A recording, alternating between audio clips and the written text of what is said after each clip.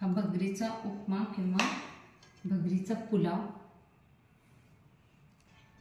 आणि ही साबुदाण्याची लाल मिरची पावडर घालून केलेली ही खिचडी। तर अशा प्रकारे हा आजचा आमचा फराळ। आणि मी कोशिंबीर केले। कोशिंबीरीत आयत्या वेळेसच दही घालायचं, नाही तर ते फार पाणी सुटेल। साखर, मीठ, दही घालून हे, आणि हे स्नॅक्स फराळासाठी खजूर आणि लिंबू आणि खिचडी अतिशय मस्त कॉम्बिनेशन लागते। माझ्या मोठ्या भावाला आवडतं, त्यामुळे मी पण एक दोनदा ट्राय केले, छान लागतं। तुम्ही पण ट्राय करा। त्याचबरोबर मी जी स्पर्धा चालू केली आहे किचन क्वीन सुरू केलेली आहे, तर नक्की सहभाग घ्या। व्हिडिओ छान पाठवा आणि आकर्षक बक्षिसे जिंका। व्ह्यूज आकर्षक, बक्षीस आकर्षक। थँक्यू।